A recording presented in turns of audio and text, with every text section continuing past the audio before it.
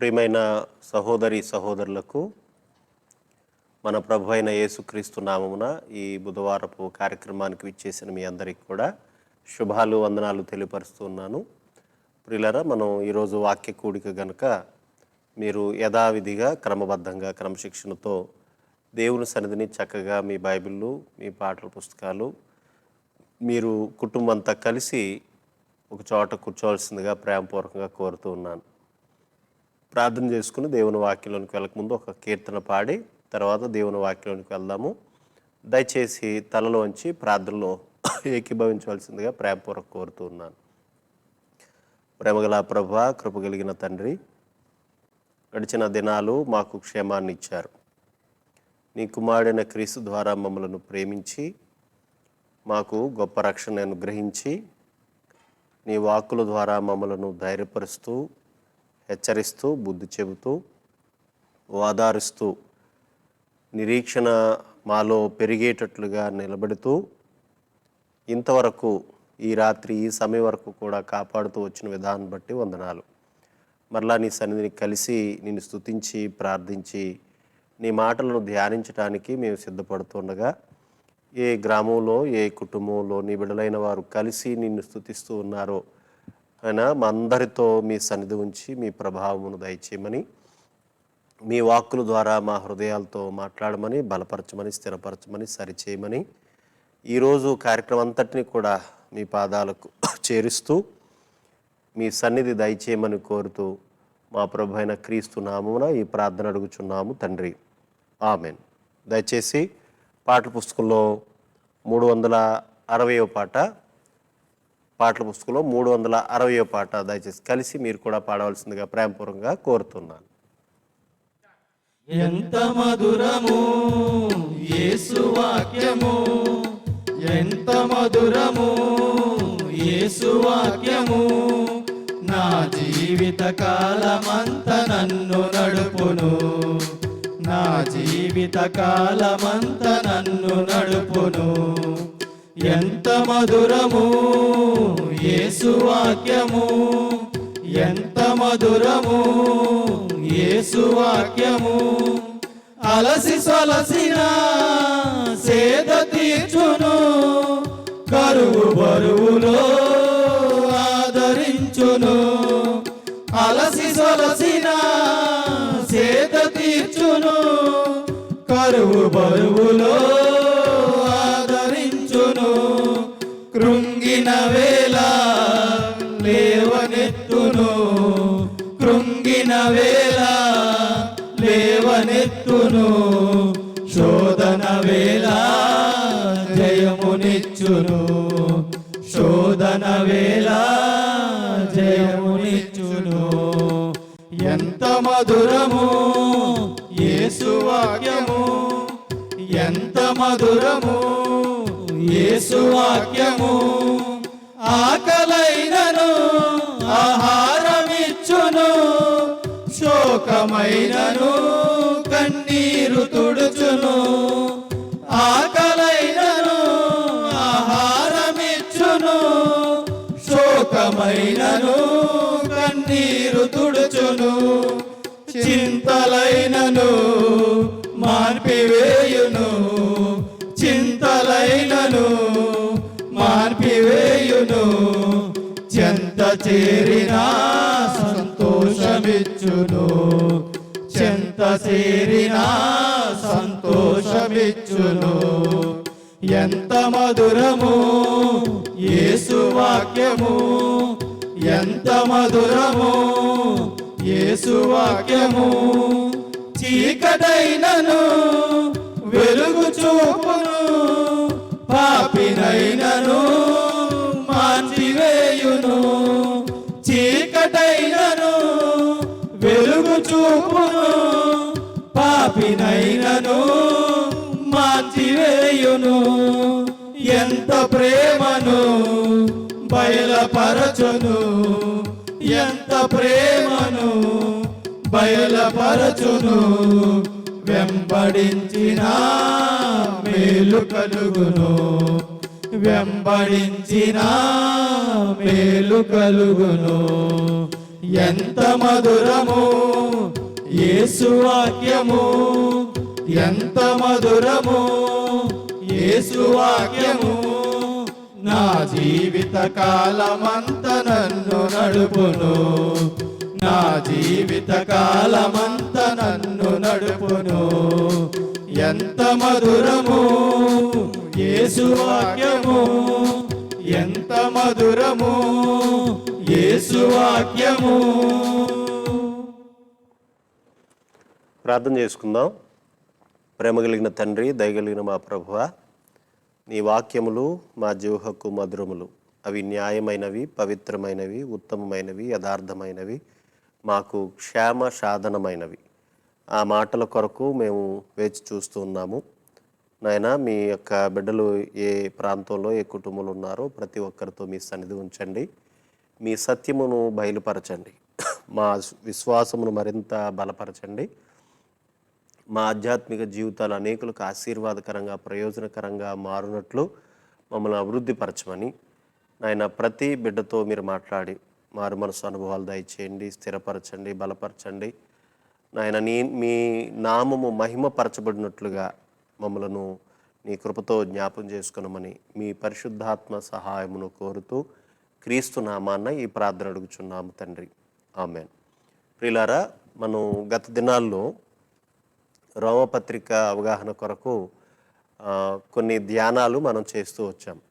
అందులో 7 భాగాలుగా విభజించుకున్న ఆ పత్రిక అంతా కూడా 16 అధ్యాయాలు కలిగిన రోమా పత్రికలో దాదాపు 430 సుమారు వచనాలను మనం జస్ట్ అలా పరిచయం చేసుకుని ఆ తర్వాత భాగాలుగా మనం విభజించుకుంటూ వచ్చిన తరుణంలో 2 భాగాలు మనం వివరించుకోవడం జరిగింది.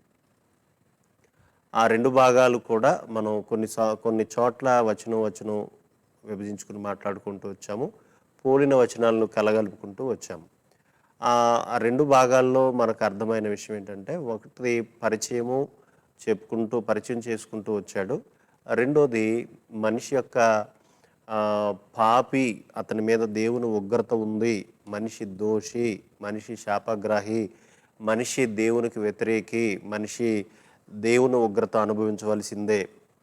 అది యూదుడైనా అన్యజనుడైనా ఏ ఒక్కరైనా వారు పనికి మాలిన వారుగా దేవుని ఉగ్రతకు లేదా దేవుని శిక్షకు పాత్రులు అని, ఇక దారే లేదు, దేవుని ఉగ్రతకు గురి కావాల్సిందే అంటూ మనం 2 భాగాలను మాట్లాడుకుంటూ వచ్చాం.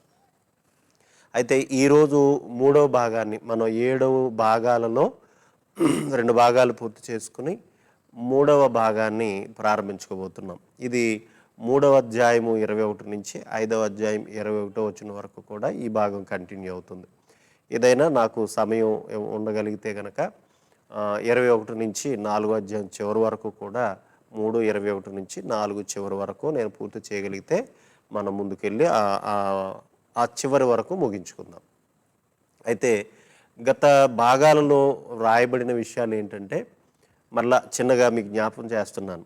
తన పరిచయ వాక్కులను తను ఏ విధంగా రోమీలను కోరుకుంటున్నాడు అదంతా అయిన తర్వాత మనం ఆ 18-19 వచనాల నుంచి చదువుతున్నప్పుడు ఆయన ధర్మశాస్త్రాన్ని బట్టి, లేఖనాలను బట్టి ఏ కోణంలో చూసినా ఇటు యూదులు కానీ ఇటు అన్యజనులు కానీ వారు పాపి లేదా వారు దేవుని ఉగ్రతకు, శిక్షకు గురవుతారు అని నేరారోపణ చేస్తూ, దోషారోపణ చేస్తూ మనిషికి దేవుని ఉగ్రత ఎంత భయంకరంగా ఉంటుందో చెబుతూ వచ్చాడు. ఆ మాటలన్నిటిని బట్టి ఆ మొదటి 2 భాగాల్లో ఏమర్థమవుతుందంటే, ఇక మనిషికి ఎవరూ రక్షించలేరు, మనిషి దేవుని నుండి తప్పించుకోలేడు అని ఖచ్చితంగా మాటలు అర్థమైపోతాయి. ఎటు పాల్పోని పరిస్థితి, ఇక ఏమీ చేయలేడు. ఎందుకంటే దేవుడు చెప్పేశాడు కదా, ప్రతి ఒక్కరూ సర్వలోకంలో ఏ ఒక్కరూ తప్పించుకోలేరు నా ఉగ్రత నుండి ఆయన చెప్పారు.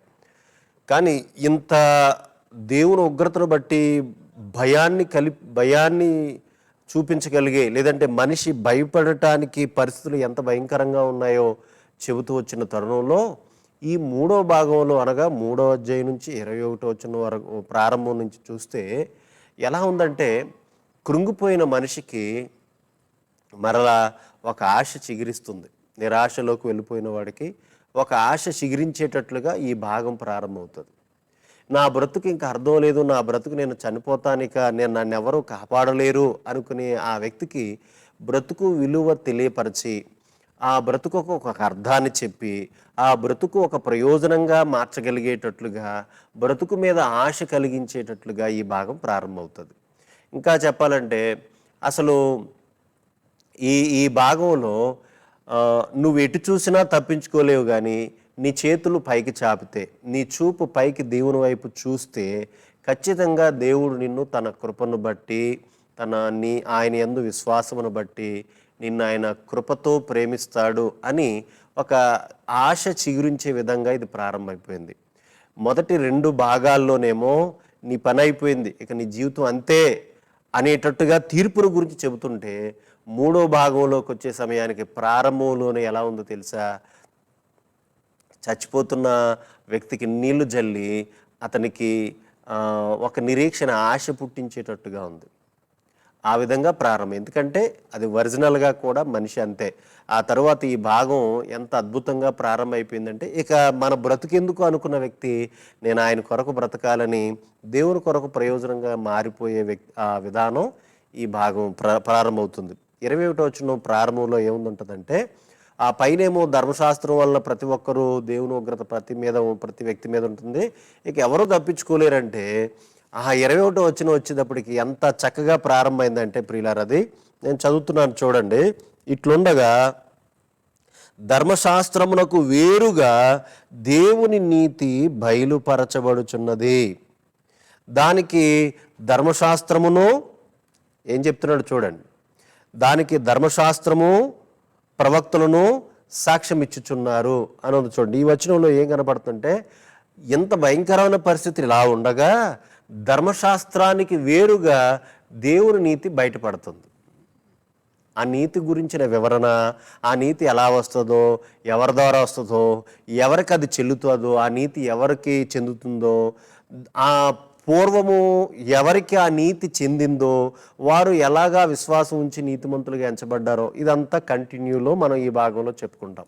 ఉదాహరణలు ఇచ్చారు కొన్ని పాత లేఖన భాగాలను, పాత పితరులైన వ్యక్తులను తీసుకుని వచ్చి ఉదాహరణలు చెప్పి చక్కగా మనం మన జీవితాన్ని దేవుని కొరకు ప్రయోజనకరంగా మార్చుకునే అంశం ఇది కనబడుతుంది. చూడండి ప్రియులారా, ధర్మశాస్త్రాన్ని బట్టేమో మనిషి పాపి అని నిరూపించబడుతున్నాడు.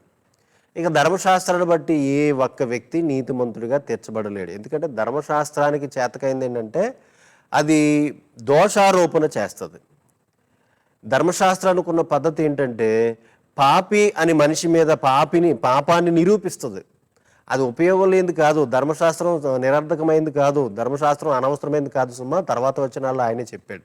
మరి ధర్మశాస్త్రం ఏమో ఇదిగో నువ్వు పాపిని చూపిస్తే ఆ పాపి మీద దేవుని ఉగ్రతను తీసుకుని వస్తుంటే, ఆ ధర్మశాస్త్రానికి వేరుగా దేవుని నీతి దేవుడు బయలుపరిచాడు. దానికి ప్రామాణికంగా ఏం చెప్తున్నాడు ఆ కింద వచనాలు అంటే, అదే ధర్మశాస్త్రము నాకు వేరుగా దేవుని నీతి ఉంది అని చెబుతుంది. ఆ తర్వాత ధర్మశాస్త్రంలో ఉన్న రోజుల్లో అంటే పాత నిబంధన కాలంలో ప్రవక్తలు మోషే మొదలుకొని క్రొత్త నిబంధన ప్రారంభపు రోజుల వరకు కూడా ఉన్న ప్రవక్తలు ధర్మశాస్త్రానికి వేరుగా విశ్వాసము ద్వారా మాత్రమే, ఆయన చూపిన కృప ద్వారా మాత్రమే మనిషి నీతిమంతుడుగా తీర్చిదిద్దబడగలడు, నీతిమంతుడుగా చేయబడగలడు అనేది ధర్మశాస్త్రం చెబుతుంది, ప్రవక్తలు చెబుతున్నారు. అందుకని ధర్మశాస్త్రాన్ని కొన్ని రకాల విభజించుకోకపోతే మీకు అర్థమవుతుంది, కానీ ఇప్పుడు సమయం కాదు కనుక నేను దాన్ని వివరించలేను. ధర్మశాస్త్రంలో మోషే బలులను చాలా చూపించుకుంటూ వచ్చాడు. ప్రతి బలి వెనకాల యేసుప్రభు కనిపిస్తారు. బలి అంటే యేసుప్రభు కనిపిస్తారు, ఎందుకంటే ఆ బలులు యేసుప్రభును చూపిస్తున్నాయి. ప్రవక్తలు రాబోయే యేసుక్రీస్తును గురించి ధర్మశాస్త్రమును బోధిస్తున్న ప్రవక్తలు కూడా ధర్మశాస్త్రానికి వేరుగా దేవుడు తన కుమారుని ద్వారా తన నీతిని బయటపరుస్తాడు, అది కరుణాధారముగా బయలుపరుస్తాడని ప్రామాణికంగా పౌలు చెబుతున్నాడు. ఇప్పుడు మనకు ఎలా ఉంటుందంటే, అమ్మో ధర్మశాస్త్రం బట్టి నేను ఎలాగా నీతిమంతుడిగా తీర్చబడలేను, కానీ దేవుని నీతి ఎలా బయలుపరచబడదబ్బా, అది ఎలాగా నేను ఎలా పొందగలనంటే చక్కని జవాబులు తర్వాత వచనాల్లో పౌలు గారు చెప్తూ వచ్చాడు. చూడండి ప్రియులారా, 22వ వచనం, ఆ నీతి ఎలా వస్తుందో చక్కగా వచనం చెప్తున్నాడు. అది అనగా నీతి, ధర్మశాస్త్రానికి వేరుగా బయలుపరచబడిన దేవుని నీతి, అది యేసుక్రీస్తునందలి విశ్వాస మూలమైనదై. ఎలా అంటే ఎవరు ఆధారం అని చెప్తున్నాడు? మూలం అంటే ఆధారం. యేసుక్రీస్తునందలి విశ్వాస మూలమైనదై నమ్మువారికందరికీ కలుగు దేవుని నీతి అయి ఉన్నది. ఎవరి అందలి విశ్వాసం? యేసుక్రీస్తులందలి విశ్వాస మూలమైనదైతే, ఎవరైతే ఆయన యందు విశ్వాసం లేదా నమ్మికుంచుతారో వారందరికీ కలుగు దేవుని నీతి అయి ఉన్నది. అది దేవుని నీతి, అది యేసుక్రీస్తు ద్వారా వస్తుంది. దేవుని నీతి ధర్మశాస్త్రానికి వేరుగా వస్తుంది. దానికి ప్రవక్తలు ధర్మశాస్త్రం కూడా ప్రామాణికంగా చెప్పారు. అది ఎవరి ద్వారా వస్తుందంటే యేసుక్రీస్తు ద్వారా వస్తుంది, ఆయన నమ్మడం ద్వారా వస్తుంది. అలా నమ్మడం వారికి ఎవరెవరికంటే ఎవరైతే నమ్ముతారో వారందరికీ అది దేవుని నీతిగా చేయబడుతుంది, అది మనకి ఇవ్వబడుతుంది. మరి ఎవరు నమ్మాలబ్బా? పాపంతో ఉన్నవాడు. ఎవరు పాపి? ఆ కింద 23లో చెప్పాడు, అందరూ పాపులే, ఏ భేదమును లేదు, అందరూ పాపము చేసి దేవుడు అనుగ్రహించి మహిమను పొందలేకపోతున్నారంటే ప్రతి ఒక్కరూ పాపే. ఆ పాపిగా ఉన్న మనిషి నమ్మి యేసుక్రీస్తునందలి విశ్వాసంతో నమ్మితే లేదా విశ్వసించితే, ఆ విశ్వసించిన ప్రతి ఒక్కడు, అతని క్రియలతో సంబంధం లేదు, అతని ధర్మశాస్త్రం సంబంధమైన క్రియలు నీతిమంతుడిగా తీర్చబడదు. ఆ ధర్మశాస్త్ర క్రియలు నీతిమంతుడిగా మనం తీర్చలేవు. కనుక పాపం చేసిన ప్రతి ఒక్కడు కూడా నమ్మినవాడు ఎవరైతే నమ్ముతాడో, వారు యేసుప్రభు నమ్ముతాడో ఆ వ్యక్తి విశ్వాసమును బట్టి దేవుని మహిమను పొందుతాడు, దేవుని నీతిని కలిగి ఉంటాడు. అందుకే కింద దీనికి ఏమని ప్రశ్న ఉందంటే, దీనికి ఖరీదెంతయ్యా? నేను నీతిమంతుడిగా తీర్చబడాలంటే, అంటే దేవుని ముందు మనల్ని వణికించే దుర్నీతిని మనలో నుంచి తీసివేయటానికి, దేవుని ముందు మనం నిలబడ్డానికి, పరిశుద్ధుడైన దేవుని సింహాసనం ముందు మనం నిలబడ్డానికి ఏమాత్రం అర్హత లేని మనలను పాపిగా కనపరిచే మన పాపము మనం విడిపించబడ్డానికి దేవుడు మనకి ఏదన్నా ఖరీదు కట్టాడా? మీరు చూడండి, అన్ని జనులు వారు దేవుని దగ్గర దేవుని ప్రసన్నతను పొందాలని, దేవుని ఆశీర్వాదము దీవెన పొందాలని, దేవుడు మన పాపాలను క్షమించాలని వారు కోట్లైనా ఖర్చు పెడతారు. కానీ పాప క్షమాపణ రాదుగా. దానికి ఎంతో వివరణ ఉంది బైబిల్. వారు పాపం నుంచి విడిపించి, ఎందుకంటే పాపం ఉన్నవాడు భయపడుతూనే ఉంటాడు కనుక, పాపం భయాన్ని చూపిస్తుంది, వణుకును పుట్టిస్తుంది కనుక, అయ్యో నా పాపం నన్ను వెంటాడుతుందనే భయం అతనిలో ఉండిపోతుంది. ఎందుకంటే అది జరుగుతుంది ఏ మనిషిలోనైనా. కనుక ఇప్పుడు ఆ పాపం నుంచి విడిపించబడ్డానికి కోట్లు, బలులు, అర్పణలు ఆ మనుషులు ఇస్తూ ఉంటారు. కానీ నిజానికి దేవుడు ఎంత గొప్పవాడంటే, పాపము చేయని యేసుక్రీస్తు ద్వారా పాపం చేసిన మనలను, యేసును విశ్వసించడం వల్ల మనలను ఆయన ఉచితముగా, ఖరీదెంత అని అడిగాను కదా, ఖరీదేమి లేదు దీనికి. ఎంత గొప్పవాడు దేవుడు, ఎంత కృపగలిగిన వాడంటే, చూడండి ఈ మాట ఉందో చూడండి ప్రియులారా, అక్కడ ఎంత చక్కగా ఉందంటే 24 వచనం, కాబట్టి నమ్మువారు ఆయన కృపచేతనే క్రీస్తు యేసునందలి విమోచనము ద్వారా ఉచితముగా, ఈ మాట మీరు అండర్లైన్ చేసుకోవాలి, ఉచితముగా. ఏంటండి ఇది? చాలామందికి ఇది తెలియక, మన వాళ్ళకి, క్రైస్తవులకు కూడా తెలియదండి ఉచితంగా నీతి. మనం చూడండి, ఉచితంగా వచ్చిన దాని మీద నమ్మకం పెద్ద ఉండదు కదండి. ప్రియులారా, మారు మనసు పొందిన వ్యక్తికి తను పాపక్షమాపణ పొందాడో లేదో అతనికి నిశ్చయత అతనికి ఉంటుంది. నాకు నిశ్చయత ఉంది, మీకుందో లేదో నాకు తెలియదు. నేను పాపక్షమాపణ పొందాను, నా తండ్రి నన్ను క్షమించాడని నిశ్చయత నాకుంది. నువ్వు మారు మనసు పొందుంటే ఖచ్చితంగా నిశ్చయత నీకుంటుంది, అది నీకు తెలిసిపోతుంది. సరే, నేను ఎంత డబ్బు కడితే, ఎంత వెల కడితే ప్రభు నాకు క్షమాపణ ఇచ్చారు, నీతిమంతుడిగా చేశాడు, నా వల్ల కాదు. అసలు దేవుని డబ్బుతో కొనగలమా? దేవుని ప్రసన్నతను డబ్బుతో మనం తెచ్చుకోగలమా? మన వల్ల అవుతుందా ప్రియులారా? దేవుడు లంచం తీసుకుంటాడా? ఒకవేళ అలా లంచం తీసుకుని లంచం ఎవరిస్తే వారందరినీ నీతిమంతులుగా ఆఫీసర్లాగా, బొక్కే ఆఫీసర్లాగా, బల్ల కింద చేయి పెట్టే ఆఫీసర్లాగా ఒకవేళ దేవుడు లంచగుండ అయితే పరలోకంలో ధనవంతులు తప్ప, నీతిమంతుల జాబితాలో ధనవంతులు తప్ప మామూలు పేదవాడు ఎవ్వడు ఉండడు. అందుకని బైబిల్ ఇలా అంటుంది, దేవుడు లంచము తీసుకొననివాడు. లోకంలో లంచగొండుల గురించి బైబిల్ చాలా విషయాలు చెప్పింది. సరే, దాంట్లోకి మనం వెళ్ళొద్దు. కనుక ఆయన ఉచితముగా నీతిమంతులని తీర్చబడుతున్నాము. ఎవరి ద్వారా? ఎవరిని బట్టి? యేసుప్రభుని విశ్వసించడం బట్టి. ఎందుకు? ఆయన చేసిన విమోచన కార్యమును బట్టి, కృపచేత మాత్రమే. కృప అంటే దాని అర్థం ఏంటో తెలుసు, డబ్బుతో కొనలేవు, అది ఉచితంగానే జరగాలి. ఒకవేళ ఖరీదు కట్టాడనుకో దేవుడు మన నీతిమంతులుగా చేయడానికి, కృప అనే మాటకు అర్థం లేదు. ఎందుకంటే కృప అంటే అసలు ఏమాత్రము చెల్లించకుండా, మన నుంచి ఏమీ ఆశించకుండా ఉచితముగా ఇచ్చేదాన్నే, షరతులు లేకుండా ఇచ్చేదాన్నే కృప అంటారు. లేకపోతే దాన్ని కృప అనడానికి అసలు అర్థమే లేదు ప్రియులారా, గుర్తుపెట్టుకోండి. పోతే కొంచెం ముందుకు వెళ్దాం. ఇందులో మనం దీన్ని దీన్ని ఆధారం చేసుకుని మరొక మాట ఒకసారి రెఫరెన్స్ చూద్దాం ప్రియులారా. ఎఫెసీయులకు రాసిన పత్రిక 2వ అధ్యాయము చూడండి. మీరందరూ బైబిల్ తీయండి. 8-9 వచనాలు నేను చదువుతున్నాను. ఎఫెసీయులకు రాసిన పత్రిక 2వ అధ్యాయం 8-9 వచనాలు.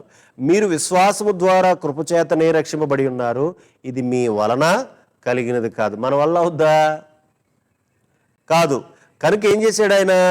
దేవుని వరమే. వరాన్ని డబ్బు పెట్టి కొనుక్కోగలమా?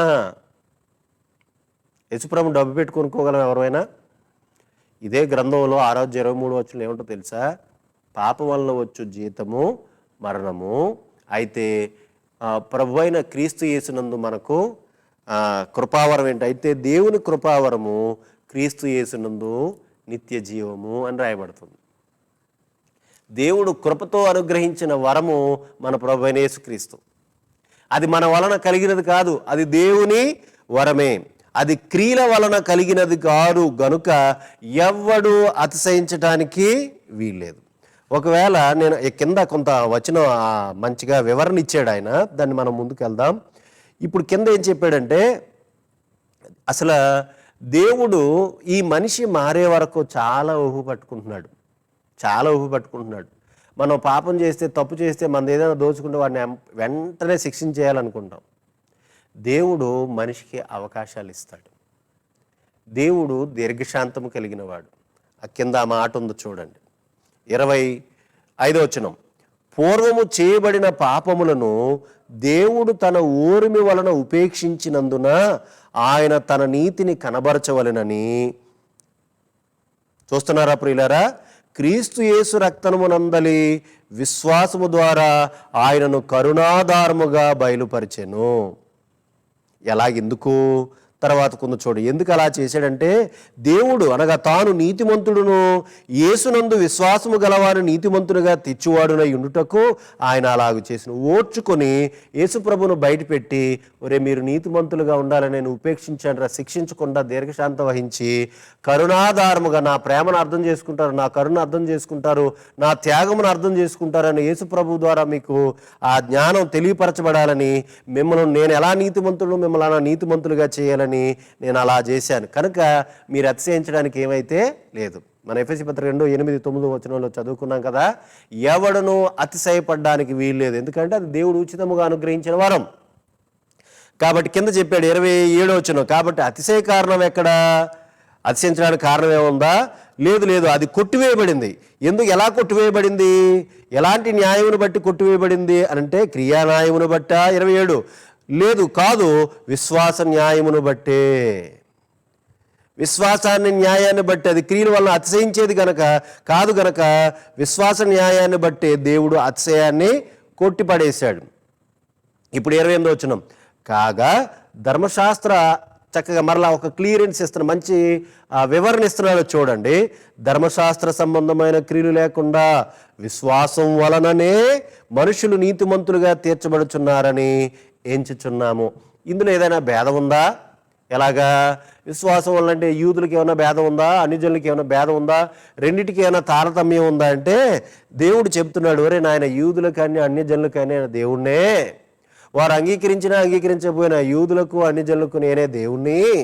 కనుక యూదులకైనా అన్ని జనులకైనా క్రియలను బట్టి కాదు, ధర్మశాస్త్ర క్రియలను బట్టి కాదు, విశ్వాసమును బట్టి ఎవరైతే మన కొరకు రక్తాన్ని చిందించారో, ప్రాణాన్ని పెట్టాడో, విమోచన కార్యము జరిగించాడో, ఎవరైతే మన కొరకు ఈ త్యాగాన్ని చేశాడో ఆరి యందలి విశ్వాసము ద్వారా మాత్రమే, అది సున్నతి కలిగిన వారా సున్నతి లేని వారా సంబంధమే లేదు, అన్ని జనుల యూదుల సంబంధమే లేదు, అందరికీ ఆయన భేదము లేకుండా అనుగ్రహించాడు. ఇది 29వ వచనంలో ఉన్న విషయం. 30వ వచనం, దేవుడు ఒకడే గనక సున్నతి గల వారిని విశ్వాస మూలముగాను సున్నతి లేని వారిని విశ్వాసం ద్వారాను నీతిమంతులుగా తీరుస్తాడు. ఇందులో ఏ భేదం లేదు. అయితే ఒక ప్రశ్న వేశాడు ఇక్కడ 31వ వచనంలో, విశ్వాసము ద్వారా ధర్మశాస్త్రము నిరర్ధకము చేయుచున్నామా? అట్లనరాదు, ధర్మశాస్త్రమును స్థిరపరచుచున్నాము. అంటే దీని అర్థం ఏంటి ప్రియులారా? ధర్మశాస్త్రాన్ని స్థిరపరచడం అంటే దీని అర్థం ఏంటి? ఒకవేళ ఓ చెంప కొడితే మరో చెంప కొట్టమన్నా మాటకు విధిల్లు అంటించుకుందామా? పంటికి పన్ను, కంటికి కన్ను, ప్రాణానికి ప్రాణం, దెబ్బకి దెబ్బ అనే మాట ధర్మశాస్త్రంలో ఉంది కదా, దాన్ని ఇక్కడ స్థిరపరుద్దామా? అలా అనుకోకుండా, ఇది తెలియక ప్రియులారా సెవెంత్ డే అడ్వెంటిస్ట్ వాళ్ళు కొన్ని మాటలు తీసేసుకున్నారు. అన్ని జనులుగా ఉండే హైందవ సహోదరులు ధర్మశాస్త్రాన్ని నెరవేర్చమన్నాడు కనుక ఇదిగో అన్ని జనుల విగ్రహాలు పడగొట్టమన్నారు, అన్ని జనుల గుళ్ళు పడగొట్టమన్నారు అని చెప్పి అనవసరమైన అపార్థంతో వక్రీకరణ చేసే మాటలు మాట్లాడుతున్నారు. ధర్మశాస్త్రములో యేసుక్రీస్తు ధర్మశాస్త్రాన్ని నెరవేర్చాడన్న మాటను ఎక్కడ తీసుకోవాలి? ధర్మశాస్త్రాన్ని మనం స్థిరపరుస్తున్నామన్న మాట కూడా ఎలా తీసుకోవాలి?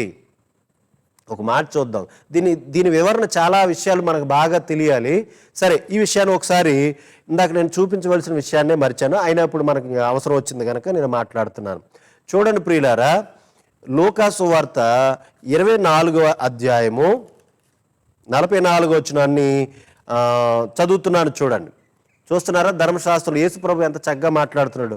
ధర్మశాస్త్రంలో నా గురించి ప్రవక్తలు కానీ, ధర్మశాస్త్రంలో మోషే కానీ ఏ విధమైన నా విషయాల గురించి నా గురించి మాట్లాడాడో దాన్ని నేను నెరవేర్చానంటే కంటికి కన్ను, పంటికి పన్ను, ప్రాణానికి ప్రాణం, దెబ్బకు దెబ్బ అనే మాటను కాదు.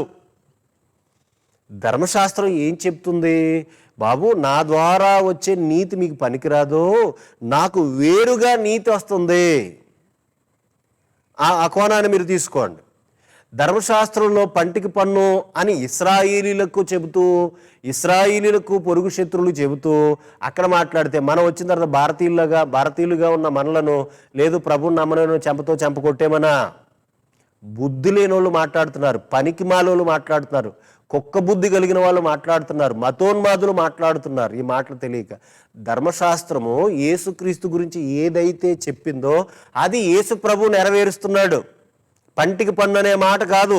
అయితే మత్తయి సువార్త చదువుకోండి మీరు, 5వ అధ్యాయం 17వ వచనంలో ఏముందో? ధర్మశాస్త్రంలో పుల్లైనా సున్నైనా తప్పిపోదు, నేను నెరవేరుస్తానంటే ఆ పక్కనే మీరు అధ్యాయాలు చదివితే చెంప కొడితే మరో చెంప చూపించరా, మైలు దూరం రమ్మంటే 2 మైళ్ళు వెళ్ళరా, అప్పడుగులో నుంచి బయటికి వెళ్ళకరాడు, ఆపదలో నువ్వు కాపాడరా, శత్రు ఆకలిగా ఉంటే అన్నం పెట్టరా, హింసిస్తే ప్రార్థన చేయరా అని ఎందుకు చెబుతాడు? రెండిటికి చాలా తారతమ్యం ఉంది, అది గమనించుకోవాలి. ధర్మశాస్త్రంలో ఉన్న బలులు, అర్పణలు ఛాయా విధానంలో ఏం చెప్తున్నాయంటే, నేను ఈ ధర్మశాస్త్ర బలులను బట్టి యేసుప్రభును చూపిస్తున్నాయి. యేసుప్రభు బలి ద్వారా దేవుడు శాశ్వతమైన నిబంధన చేస్తాడు, సదాకాలం నిలిచే బలి ఆయన ఇస్తాడు, ఆయన ద్వారా మనుషులు పాపక్షమాపణ పొందుతారని ధర్మశాస్త్రంలో చాలా విషయాలు వ్రాయబడ్డాయి. అలా వ్రాయబడిన విషయాలన్నీ యేసు ప్రభువులో, అంటే కీర్తన గ్రంథం కావచ్చు, ప్రవర్తన గ్రంథాలు కావచ్చు, ధర్మశాస్త్రంలో మోషే ద్వారా ఇవ్వబడిన కావచ్చు, ఇవన్నీ యేసు ప్రభువు నెరవేర్చాడు. అంతేగాని కొడితే కొట్టేరా, వాళ్ళ గుళ్ళను పడగొట్టేరా, వారి విగ్రహాలు పడగొట్టేరా, అన్ని జనులు నాశనం చేశారా అని ఎక్కడో ఇశ్రాయేలు దేశంలో ఉన్న దాన్ని తీసుకొచ్చి చెప్పినట్టు కాదు. ఈ పనికి మాలిన వాళ్ళు ఈ విధంగా వక్రీకరించి అనవసరంగా అనేక మందిని పాడు చేస్తున్నారు. బైబిల్ మీరు తెలుసుకోకపోతే కనుక మోసపోయే ప్రమాదం ఉంది. బైబిల్ ఎప్పుడూ తప్పు కాదు. నువ్వు నిలబడి చక్కగా దాన్ని ఆలోచిస్తే చాలా మంచి విషయాలు నీకు అందిస్తుంది. సరే, ఇప్పుడు యేసు ప్రభు అన్న మాట చూద్దాం. 44వ వచనంలో, లూకా సువార్త 24:44, అంతటా ఆయన ఎప్పుడు చనిపోయి తిరిగి లేచిన తర్వాత శిష్యులు బాధపడుతూ, సమాధానం లేక తలుపులు మూసుకుని బెంబేలు పడుతూ ఉంటే, వారిని ధైర్యపరచడానికి వారు తలుపులు మూసుకుని లోపల భయపడుతూ ఉంటే, తలుపులు మూసి ఉండగా ఆయన లోపల ప్రత్యక్షమై మీకు సమాధానము కలుగునుగా అని చెప్పి వారికి చక్కగా మంచి వివరణ ఇస్తున్నారు. చూడండి, అంతటా ఆయన మోషే ధర్మశాస్త్రములోను ప్రవక్తల గ్రంథములలోను కీర్తనలోను నన్ను గూర్చి వ్రాయబడినవన్నీ నెరవేరవల్లని నేను మీ యొద్ద ఉండినప్పుడు మీతో చెప్పిన మాట నెరవేరినవని వారితో చెప్పాను. మోషే ధర్మశాస్త్రంలో యేసుప్రభు గురించి వ్రాయబడి నెరవేరినవి, అది ఆయన నెరవేర్చినవి. అవి 5వ అధ్యాయం, మనం మత్తయి సువార్త 5వ అధ్యాయం 16-17 వచనాలు చదువుతున్నప్పుడు ఈ మాట దానికి లింక్ చేసుకోండి. ఎందుకంటే పుల్లైనా సున్నైనా పోదనంటే చెంపకూడదు, చెంప కుట్టేస్తానని కాదు. అసలు అర్థం కావట్లేదు చాలామందికి, ఆ మూర్ఖులకు అర్థం కావట్లేదు. వాళ్ళు మారకపోతే ఎంత శిక్ష అనుభవిస్తారని మనకైతే భయం ఉందో వాళ్ళ గురించి ప్రియులారా. కనుక మనం ముందుకు వెళ్దాం. దేవుడు మన రోమాపత్రికలో చదువుకున్నట్టు ధర్మశాస్త్రాన్ని ఒక విధంగా మనం ఇలా చెప్పుకోవచ్చు, ఇంకో కోణంలో చెప్పుకోవాలంటే ధర్మశాస్త్రం మనిషిని నేరారోపణ చేస్తుంది. ఓకే, అది మనం స్థిరపరుస్తుంది. ఎందుకంటే ధర్మశాస్త్రం అంటే పాపము ఏమిటో చూపిస్తుంది, పాపం అంటే ఏంటో చెబుతుంది. కనుక దాన్ని మనం ఆ మాటను మనం ఒప్పుకుంటాం. ధర్మశాస్త్రం ఆ విధంగా ఒప్పుకోవాల్సిందే. ధర్మశాస్త్రము సమస్య చూపిస్తుంది కానీ పరిష్కారం చేయలేదు. బాబు ఆయనే పరిష్కారం చేస్తాడని చెప్తుంది. దానికి ఒక మాట కూడా నేను చదువుతాను. గలతీ పత్రికలో చూడండి ఒకసారి, 3వ అధ్యాయం 24 వచనం. గలతీలకు రాసిన పత్రిక 3వ అధ్యాయము 24 వచ్చిన భాగాన్ని చదువుతున్నాను చూడండి. కాబట్టి మనము విశ్వాస మూలమున నీతిమంతులమని తీర్చబడినట్లు క్రీస్తునొద్దకు మనలను నడిపించుటకు ధర్మశాస్త్రం మనకు బాలశిక్షకుడాయను. నా వల్ల కాదు బాబు, నా వల్ల నువ్వు నీతిమంతుడు కాలేవని ధర్మశాస్త్రం ఏం చేసిందంటే పాపిని తీసుకొచ్చి నువ్వు పాపివి అంటే ఇదిగో ఆయనే చేస్తాడు అని ధర్మశాస్త్రం ఏం చేసిందని మనం ఆ రోమపత్రికలో చదువుకున్నట్టుగా ధర్మశాస్త్రానికి వేరుగా దేవుని నీతి బయలుపరచబడుతుంది, అది ధర్మశాస్త్రమే చెబుతుంది అని చదువుకున్నట్టుగా ధర్మశాస్త్రం ఏం చేసిందంటే బాబు ఆయన దగ్గరికి వెళ్ళు, ఆయన చేస్తాడు పరిష్కారం, నేనేం చేయలేను, నీ మీద రాళ్ళు వేయడం తప్ప, నువ్వు పాపి అని చెప్పడం తప్ప, దేవుని ఉగ్రత నీ దగ్గరకు తీసుకురావడం తప్ప పరిష్కారం నా వల్ల కాదు అని ధర్మశాస్త్రం ఆయన చూపించి యేసుప్రభుని నడిపించింది. కనుక దాన్ని మనం స్థిరపరుస్తాం. ఆ విధంగా అర్థం చేసుకోండి ఈ కోణంలో. తర్వాత ఇప్పుడు ఈ భాగంలో మనం ఏం చదువుకున్నాం అంటే నిరాశతో ఉన్నవాడికి నిరీక్షణ పుట్టించింది, భయపడుతున్న వాడికి కృప ధైర్యాన్ని తీసుకుని వచ్చింది, చచ్చిపోదాం అనుకున్న వాడికి బ్రతుకు మీద ఆశలు పుట్టించింది, దేవుడు నన్ను చంపేస్తాడు అనుకుంటే లేదు దేవుడు నన్ను క్షమిస్తున్నాడు అనే సంతోషాన్ని పుట్టించింది ఈ భాగం. దేన్ని బట్టి? యేసు ప్రభువును బట్టి, ఆయన విశ్వసించడాన్ని బట్టి, మన క్రియలను బట్టి కాదు, మనం అతిశయించడానికి వీలు లేదు. కనుక ఈ విధంగా ఈ భాగంలో పాపం చేసిన ప్రతి ఒక్కడు కూడా యేసుక్రీస్తునందల విశ్వాసం, ఆయన విమోచన విశ్వసిస్తే ఆ వ్యక్తి ఏమీ మనకు చెల్లించకుండానే ఉచితముగానే నీతిమంతుడు అని తీర్చబడుతున్నాడు. ఏ కోశాన కూడా మనలో అనీతి దుర్నీతి కనిపించదేక మనం చేసిన నీతిని బట్ట మన ఎక్కడ నీతిమంతులు, మన దుర్నీతి పనులు అని ముందు అధ్యాయంలో చదువుకున్నాం కదా. నీతిమంతులు లేడని చెప్తుంది కదా 2వ అధ్యాయంలో, 3వ అధ్యాయం ఆ మాటల్లో 11వ వచనం నుంచి 1వ అధ్యాయం 18వ వచనంలో దుర్నీతి మీద దేవుని కోపం బయలుపరచబడుతుందని చెప్తున్నాడు కదా. 2వ అధ్యాయంలో కూడా దుర్నీతిగా బతికే వారి మీద దేవుని ఉగ్రత రౌద్రం వస్తుంది కనుక అది యూదుడని అనిజుడని భేదం లేదని చెప్పేశాడు కదా. కనుక ఏ ఒక్కరినైనా దేవుడు యేసుక్రీస్తునందలి విశ్వాసం ద్వారా మాత్రమే క్షమాపణ లేదా నీతిమంతుడిగా చేస్తాడు. యేసు ప్రభు రక్తముతో మనల్ని కప్పుతాడు. అందుకని మన మీద ఏమీ ఆయనకి కనపడే దోషం ఉండదు, మనలో దుర్నీతి కనిపించదు. ఇది ఉచితం. నువ్వు డబ్బుతో నువ్వు కొనలేవు దేవుని కృపను, పరలోకాన్ని, పుణ్యాన్ని. దేవునితో నీ వల్ల కాదు, దేవుని దగ్గర డబ్బుతో నీ వల్ల కాదు. దేవుడు ఉచితముగా మాత్రమే, నువ్వు పాపిగా అంగీకరిస్తే చాలు, నువ్వు పశ్చాత్తాపడితే చాలు, ఆయన పాదాలు పట్టుకుంటే చాలు. ఇదొక్కటి నువ్వు చెయ్యి. నువ్వు గేంకరించి నేను పాపిరా అని అంటే నీ కర్మ చాలా భయంకరంగా ఉంటుంది. మారటానికి ప్రయత్నించు, ఒప్పుకోవడానికి ప్రయత్నించు. ఉచితముగా దేవుడు కనికరిస్తాడు, కృప చూపిస్తాడు, నీతిమంతుడిగా చేస్తాడు. దేవుని ముందు నిలబడేది ఆయన మనకిచ్చిన నీతే. అయితే చక్కగా పైన చెప్పుకున్న దానికి అనుబంధముగా 4వ అధ్యాయాన్ని ప్రారంభించాడు. 1వ వచనం కాబట్టి, అంటే పైన చెప్పిందంతా చెప్పి కాబట్టి అని ఒక ఉదాహరణ, మనకంటే కొన్ని వేల సంవత్సరాల క్రితం మనలాగా విశ్వాసం మాత్రమే ఉంచిన, అప్పటికి సున్నతి లేదు, ధర్మశాస్త్రం లేదు, సున్నతి నిబంధనే లేదు, అలాంటి రోజుల్లో విశ్వాసము ద్వారా నీతిమంతుడిగా ఎంచబడి దేవుని కృప వలన నీతిమంతుడిగా తీర్చబడిన ఒక వ్యక్తి గురించి ఉదాహరణగా కింద చెప్పడం ప్రారంభించాడు. మనం 3వ భాగంలో ఈ మాట చదువుకుంటున్నాం. కాబట్టి శరీర విషయమై మన మూల పురుషుడగు, అంటే ఇశ్రాయేలుతో మాట్లాడుతున్నాడని అర్థమవుతుంది. విశ్వాసపరంగా చూస్తే, దేవుడు మనకిచ్చిన వాగ్దానాలను బట్టి చూస్తే మనకు ఆయన పితరుడే. సరే, ఇక్కడ ఇశ్రాయేలు గురించి మాట్లాడుతున్నాడని మనం చెప్పుకుందాం. కాబట్టి శరీర విషయమై మన మూల పురుషుడు అబ్రహామునికి ఏమి దొరికినని మనం అంటాం. అబ్రహాము 2వ వచనం, అబ్రహాము క్రియల మూలముగా నీతిమంతుడని తీర్చబడిన యెడల అతను గొప్ప చెప్పుకోవడానికి, నేను నీతిగా బతికాను గనక దేవుడు నాకు నీతినిచ్చాడు, నన్ను కృప చూపించాడు అనుకోవడానికి ఉంది, అతిశయించడానికి ఉంది. కానీ అబ్రహాము కూడా నీతిమంతుడు తన నీతిని బట్టి కాదు, కేవలము విశ్వసించడాన్ని బట్టే. దానికి ఒక వచనాన్ని చూద్దాం ప్రియులారా. చూద్దామా ఒక వచనాన్ని? 2 నుంచి 5 వరకు ఉన్న వచనాల్లో ఏం చెప్తుందంటే, అబ్రహాము కేవలము విశ్వాసం ఉంచడం ద్వారా మాత్రమే. దానికి ఒక వాక్య భాగాన్ని చదువుతున్నాను చూడండి. 3వ వచన భాగం, లేఖనమేమి చెప్పుచున్నది? చాలా దూరం ప్రయాణం చేసి పూర్వం ఆది కాండంలో ఉన్న మాటను తీసుకుని వచ్చాడు పౌలు గారు. లేఖనం ఏమి చెప్పుచున్నది? అబ్రహాము దేవుని నమ్మెను, అది అతనికి నీతిగా ఎంచబడెను. నమ్మెనా? నీతి క్రియలు చేసినా? ధర్మశాస్త్ర సంబంధమైన క్రియలు చేశాడా? ధర్మశాస్త్రమే లేదప్పటికి. తన సొంత నీతి క్రియలు చేస్తే ఏం పని అవ్వదు అక్కడ. నేను చాలా మంచివానండి, నేను చాలా గొప్ప ఉన్నానండి, నేను నీతిగా బతికేస్తానండి అని చాలామంది గొప్పలు చెప్పుకుంటారు. అయ్యా నీకు నమస్కారం, అది పనికి రాదు. నీ మనసుకు తృప్తి అవుతుందేమో, నీ మనస్సాక్షి మాత్రం నిజం చెబుతుంది. నీకు భయం అనేది ఉందో, బాబు నేను చచ్చిపోతే ఏమవుతానో ఏంటని భయం ఉందో చూశారు, అది నీ పాపానికి నిదర్శనం. నిజం. నీ భయం ఏంటో తెలుసా? చచ్చిపోతే ఏం జరుగుతుందో తెలియట్లేదు కనుక, నాకు తెలియదు కనుక నువ్వు అనుకుంటున్నావు అంటే ఖచ్చితంగా నీ భయం, నీ పాపమే కారణం. అబ్రహాం చెప్తున్నాడు, అబ్రహాం గురించి దేవుడు చెప్తున్నాడు, లేదా పౌలు చెప్తున్నాడు, బాబు అతను ఏదో స్వనీతి పరుడేం కాదు, అతనికి నీతి ఎలా వచ్చింది, దేవుడు అతను నీతిమంతుడిగా ఎలా ఇచ్చాడంటే ముందు అతడు దేవుని నమ్మాడు. చూద్దాం ఆ లేఖన భాగాన్ని దేన్ని ఆధారం చేసుకుని మాట్లాడుతున్నాడో. ఆది కాండము 15వ అధ్యాయము నేను చదువుతున్నాను చూడండి ప్రియులారా. 6వ వచనం, అతడు యెహోవాను నమ్మెను. ఎప్పుడు బాబు పిల్లలు లేరు, దమస్కి ఎలియాజరు నాకు వారసుడు అవుతాడా నా ఆస్తికి అని అంటుంటే, ఊరుకోవయ్యా మాట్లాడక, 10 సంవత్సరాల క్రితం నీకు నేను వాగ్దానం చేశానా? ఏమని చేశాను?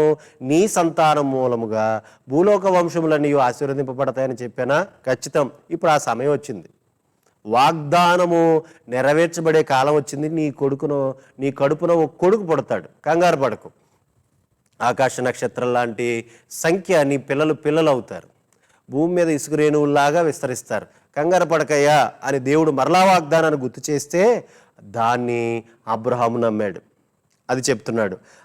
అతడు యెహోవాను నమ్మెను, ఆయన అది అతనికి నీతిగా ఎంచెను. చూడండి, అతడు నీతిమంతుడు అవడానికి ఏంటబ్బా? నమ్మడానికి. ఇక్కడ కేవలం బిడ్డ గురించే కాదు, కానీ అతను బయలుదేరేటప్పుడు కూడా, తర్వాత 4వ అధ్యాయం చివరి మాటలో ఆ మాట మనకు కనబడుతుంది. ఇక్కడ ఆ మొదటి పేరాలో మనం చెప్పుకునేది ఏంటంటే 7వ వచనం వరకు మొత్తం మీద నీతిమంతుడుగా ఒక మనిషి తీర్చిదిద్దబడ్డానికి ఉదాహరణ చెప్తాడు. అబ్రహాం చూసారా, అబ్రహాము ఏ నీతి క్రియలు చేసిన వాడు కాదు, దేవుడు నమ్మాడు, ఆయన వెంబడించాడు కనుక, ఆయన చెప్పిన మాట విన్నాడు కనుక దేవుడు అతను నీతిమంతుడిగా ఎంచాడు అని చెప్పి మంచి ఉదాహరణ చెప్పాడు. 4వ వచనం, పనిచేయ వారికి జీతం రుణమే గాని దానమని ఎంచబడదు. పనిచేసేవాడికి డబ్బులు ఇస్తే ఎవరు దానం చేశానని చెప్పరు, అతను చేసిన దానికి డబ్బులు జీతంగా తీసుకున్నాడు. కానీ కింద దానికి చెప్తున్నాడు చూడండి, 5వ వచనం, పని చేయక భక్తిహీనుని నీతిమంతునిగా తీర్చువాని యందు విశ్వాసముంచువానికి వాని విశ్వాసము నీతిగా ఎంచబడుతున్నది. ఆ ప్రకారమే క్రియలు లేకుండా దేవుడు ఎవరిని నీతిమంతుడిగా ఎంచినో ఆ మనుషుడు ధన్యుడని దావీదు కూడా చెప్పుచున్నాడు. దానికి లేఖన భాగాన్ని చెప్తున్నాడు. 32వ కీర్తన 1-2 వచనాలు చెప్తున్నాడు. ఇక్కడ మీరు రాసుకోండి. 32వ కీర్తన 1-2 వచనాల్లో ఉన్నదాన్ని దావీదు గారు చెప్తున్నాడు. దాన్ని పౌలు గారు కోట్ చేశాడు. ఎలాగనగా, తన అతిక్రమములకు పరిహారము నొందినవాడు ధన్యుడు, తన పాపమునకు ప్రాయశ్చిత్తము నొందినవాడు ధన్యుడు, ప్రభు చేత నిర్దోషని ఎంచబడినవాడు ధన్యుడు. ఇది 32వ కీర్తనలో మొదటి వచనాల్లో ఉన్న రాయబడిన మాటను అబ్రహామును ఉదాహరణగా చెబుతూ దీనికి దావీదు గారు కూడా చెప్తున్నారు. చూడండి ఈ వచనం అని చెప్పేసి దావీదు గారు మాట్లాడిన మాటలు కోట్ చేసి ఇక్కడ మనకు చక్కగా రాశాడు పౌలు గారు. అయితే చిన్న ప్రశ్న వేసాడు. ఏంటది? ఈ ధన్యవచనము సున్నతి గలవారి గురించి చెప్పబడినదా, సున్నతి లేని వారి గురించి చెప్పబడిందా అని చెప్పి దానికి ఒక ప్రశ్న, మరొక కలిపేడు ప్రశ్న. చూడండి, అబ్రహాము విశ్వాసము అతనికి నీతిగా ఎంచబడింది కదా, అది సున్నతి కలిగినప్పుడా, అది ఏ స్థితి అందు ఎంచబడిన? సున్నతి ఉండినప్పుడు విశ్వాసం అతను నీతిగా ఎంచిందా, సున్నతి లేనప్పుడు విశ్వాసిగా అతను నీతిమంతుడిగా ఎంచబడిందా అని చెబుతూ చివరికి ఆయన జవాబు చెప్పేశాడు. సున్నతి లేనప్పుడే విశ్వాసము ద్వారా మాత్రమే అతడు నీతిమంతుడిగా తీర్చిదిద్దబడ్డాడు అని చెప్పి ఇప్పుడు మనం బాగా ముందుకు వెళ్తే 11-12 వచనాల్లో నేను ముందుకు వెళ్ళిపోతున్నాను. త్వరగా మన సమయం అవుతుంది కనుక చూడండి ప్రియులారా. ఇతడు సున్నతి లేని వారికైనా సున్నతి కలిగిన వారికైనా నమ్మిన వారందరికీ, మనం అబ్రహాము ఎలా నమ్మాడో ఆ విధంగా నమ్మిన వారు అందరికీ కూడా, సున్నతి పొందినా పొందకపోయినా అతను అందరికీ తండ్రి అవ్వటానికి, ఆ రోజుల్లో ఇశ్రాయేలీయులకు మాదిరిగా ఉండటానికి సున్నతి గుర్తు పొందాడు. ఆ తర్వాత తన అడుగు జాడలు బట్టి నడుచుకునే వారికి గుర్తుగా మనలో బట్టి కూడా అతను సున్నతి అనే గుర్తు పొందాడు. 11-12 వచనాల్లో ఉన్న విషయం ఇది. అబ్రహాము విశ్వాసం యొక్క అడుగు జాడల్లో వెళ్ళేవారు ఖచ్చితంగా అబ్రహాము తండ్రి అనిపించుకోగలుగుతారు. 13 నుంచి తర్వాత ఒక వాగ్దానం, విశ్వాసం ఉంచిన వాడికి వాగ్దానం ఉంది. ఆ వాగ్దానం ఏంటంట చూడండి. అతడు లోకమునకు వారసుడగునను వాగ్దానము అబ్రహాముకైనను అతని సంతానముకైనను ధర్మశాస్త్ర మూలముగా కలుగలేదు, విశ్వాసం వల్లనే నీతి మూలముగా కలిగెను. దేవుడు వాగ్దానం ఇచ్చాడు అబ్రహాముకి. విశ్వసించిన వాడికి వాగ్దానాలు చేయబడతాయి, దేవుడు ఇస్తాడు. ఆ వాగ్దానం నెరవేర్చుకోవడంలో విశ్వాసంలో నిలిచి ఉండాలంతే. విశ్వాసంలో నిలిచున్నవాడు, ఓర్పుతో విశ్వాసాన్ని కాపాడుకునేవాడు వాగ్దానాన్ని సొంతం చేసుకోగలుగుతాడు. అది అబ్రహాము చేశాడు. అబ్రహాము వాగ్దానం పొందిన తర్వాత అది విశ్వాసం వల్ల కాదు, ధర్మశాస్త్రాన్ని బట్టి కాదు, విశ్వాసం వల్ల మాత్రమే ఆ వాగ్దానాన్ని పొందాడు. ఒకవేళ చూడండి కింద 14 వచనం, ధర్మశాస్త్ర సంబంధంలో ఒకవేళ వారసులైతే విశ్వాసమే వేస్ట్, వాగ్దానం కూడా అర్థం లేనిది అయిపోతుంది.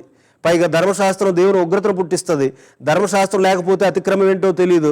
కనుక ఈ వాగ్దానము చేత, ఈ హేతువు చేత ఆ వాగ్దానము యావత్ సంతతికి, అనగా ధర్మశాస్త్రము గలవారికి మాత్రము కాకుండా అబ్రహాముకున్నట్టు ఎలాంటి విశ్వాసం ఉంటుందో అలాంటి విశ్వాసం గలవారికి కూడా ఆ వాగ్దానము దృఢము కావాలనని కృపను అనుసరించినదై ఉన్నట్లు అది ఆ వాగ్దానం విశ్వాస మూలముగా అయ్యింది. ఎందుకంటే తాను విశ్వసించిన దేవుని ఎదుట, 17వ వచనం, దేవుని ఎదుట అనగా మృతులను సజీవులుగా చేయువాడును లేని వాటిని ఉన్నట్టుగానే పిలిచేవాడైన దేవుని ఎదుట అతడు మనకందరికీ తండ్రి అయి ఉన్నాడు. ఇందును గూర్చి మరలా ఆదికాండం 12వ అధ్యాయంలోకి వెళ్ళారు. నిన్ను అనేక జనములకు తండ్రిగా నియమించి తిని అని వ్రాయబడి ఉన్నది. నీ సంతానము, 18వ వచనం, నీ సంతానము ఇలాగుండునని చెప్పిన దాన్ని బట్టి తాను అనేక జనములకు తండ్రి అగునట్లు నిరీక్షణకు ఆధారం లేనప్పుడు అతడు నిరీక్షణ కలిగి నమ్మెను.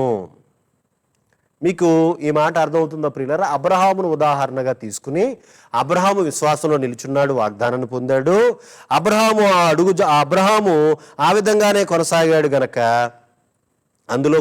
గనక ఇప్పుడు ఆ విశ్వాసం, నిలిచి ఉన్న విశ్వాసంలో అతడు ఎలాంటి బలాన్ని పొందాడు? నేను గత మాటల్లో కూడా ఆదివారం చెప్పినట్టు నేను గుర్తు దానికి చెప్తున్నాడు ఎంత మంచి బలాన్ని దేవుడిచ్చాడు. ఇది శారీరక బలం గురించి రాయబడింది సుమా. 19వ వచనం, మరియు అతడు విశ్వాసమందు బలహీనుడు కాడు, విశ్వాస బలం చాలా గొప్పదని చెప్తున్నాడు. కాక రమారమి 100 వయసు గలవాడయుండి అప్పటికి తన శరీరము మృతతుల్యమైనట్టు శారాగర్భమును మృతతుల్యమైనట్టును ఆలోచించును గాని అవిశ్వాసం వల్ల దేవుని వాగ్దానం గురించి సందేహింపక దేవుణ్ణి మహిమపరిచి ఆయన వాగ్దానం చేసిన దాన్ని నెరవేర్చుటకు సమర్థుడని రూఢిగా విశ్వసించి విశ్వాసం వలన తన పిల్లలు కనగలిగే బలాన్ని అబ్రహాము పొందాడు. విశ్వాసము కార్యములు జరిగిస్తుంది. విశ్వాసము వాగ్దానం సొంతం చేసుకునేటట్టుగా చేస్తుంది. అది ఉదాహరణగా చెప్పబడిన అబ్రహాము మనకు ఆ విధంగా రుజువుగా కనబడుతున్నాడు. ఇంత గొప్ప బలాన్ని విశ్వాసం ద్వారా ఉన్నాడు గనక ఆ విశ్వాసము అతనికి నీతిగా ఎంచబడెను. 22వ వచనంలో ఇంకా ముందుకెళ్దాం చూడండి. 23 అది అతనికి ఎంచబడిన అతని నిమిత్తము మాత్రమే కాదు గాని మన ప్రభు అయిన యేసును మృతుల్లో నుండి లేపిన తండ్రి యందు విశ్వాసం ఉంచిన మనకును ఎంచబడినని మన నిమిత్తము కూడా వ్రాయబడిను. ఇక్కడ మన విశ్వాసం ఎంత గొప్పదో చెప్తున్నాడు.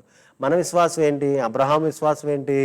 నేను నీకు పిల్లనిస్తాను, నీకు సొంత దేశాన్ని ఇస్తాను, నీ ద్వారా ప్రపంచ మనుషులను ఆశీర్వదిస్తాను. అబ్రహాముకున్న విశ్వాసం. మనకు ఇప్పుడున్న విశ్వాసం ఏంటి?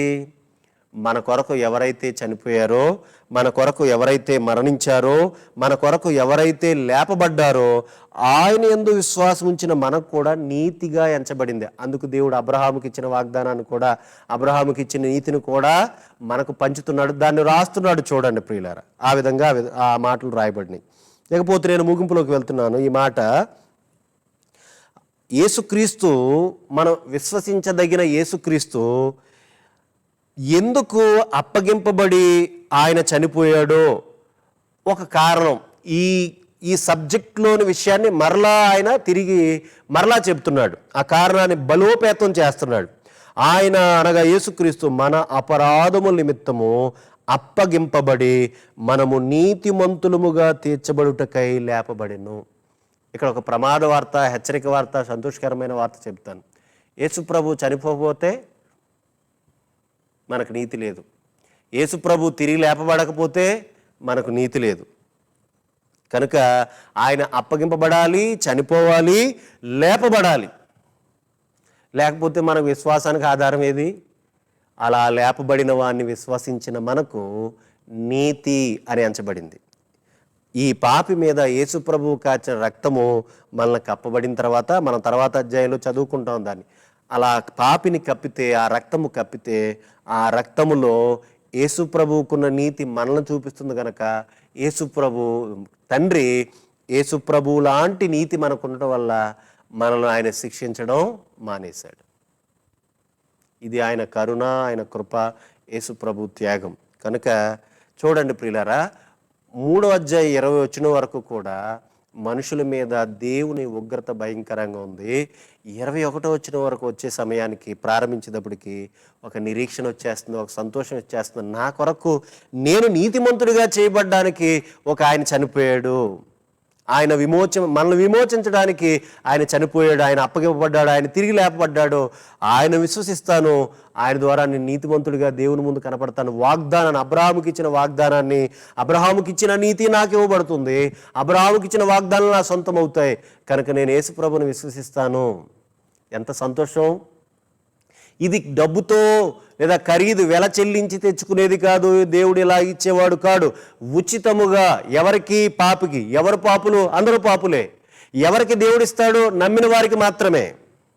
అయ్యో దేవుడు చాలా మంచోడు కదా, అందరికీ కృప చూపించాలి, నీతిమంతులుగా తీర్చేయాలంటే ఎలా ఉంటుందో తెలుసా? ఉచితముగా ఆహారం పెడితే నేను తింటేనే కానీ, ఏదో ఉచితముగా ఆహారం పెట్టిన దాన్ని తిన్నవారికే ఆహారం తృప్తి అవుతుంది, కానీ నాకు పక్కన పడేస్తే నీ కర్మ నువ్వేం చేస్తావు? నువ్వు ఆకలితో చేస్తావు. అందుకే దేవుడు నమ్మిన వారందరికీ కృప చూపించి నీతిమంతులుగా చేస్తాడు. అది నమ్మిన వారికే సొంతం. నమ్మకపోతే నీ కర్మ. పాపిగా దేవుని ముందు నిలబడతావు, దేవుని న్యాయపీఠం ముందు నిలబడతావు, దేవుని చేత శిక్షించబడతావు. ఇది మాత్రం నిజం.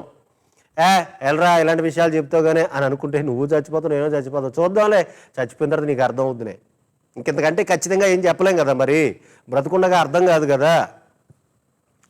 పాపాన్ని ఇష్టపడేవాడు, లోకాన్ని ఇష్టపడేవాడు, భోగాలను ఇష్టపడేవాడు, విలువలు తెలియనివాడు, జీవితాన్ని పాడు చేసుకునేవాడికి భూ సంబంధమైన విలాసాల్లో బ్రతకాలనుకునే వాడికి ఈ మాటలు వెర్రిగా ఉంటాయి. ఇది దేవుడు ఆల్రెడీ చెప్పాడు. విశ్వసించేవాడికి, అంగీకరించేవాడికి ఇది శక్తిని ఇస్తాయి, దేవుని ముందు నీతిమంతుడిగా చేస్తాయి. కనుక ఈ సందేశం నీకు ఇవ్వబడింది. దయచేసి చూస్తున్న వారిలో నువ్వు ఎవరివైనా ఇప్పటికీ కూడా పాపక్షమాపణ ప్రభు దగ్గర కోరుకోకపోతే, నీవు నీ పాపమును బట్టి భయపడుతుంటే, అయ్యో నా జీవితం ఇలా అయిపోయిందే, నన్ను క్షమించే నాదులు లేడా, నేను పాపిగానే మిగిలిపోతానా అని నువ్వు అనుకుంటే, బైబిల్ చెప్తుంది, ఈ విషయం చెప్తుంది. దేవుడు చెబుతున్నాడు, తండ్రి బ్రతిమలాడుతున్నాడు, లేదా నిన్ను ప్రేరేపిస్తున్నాడు. నేను నీతిమంతుడిగా తీర్చిదిద్దబడ్డానికి యేసుప్రభు చనిపోయాడు కదా, ఆయన విమోచన కార్యం చేశాడు కదా, ఆయన విశ్వసిస్తే ఉచితముగానే దేవుడు నాకు కృప అనుగ్రహించి నీతిమంతుడిగా చేస్తాడు కదా, నేను విశ్వసిస్తాను అని నువ్వు పశ్చాత్తాపడితే, దయచేసి ప్రార్థనలో నువ్వు కూడా ఏకీభవించి నేను పాపినని ఒప్పుకో.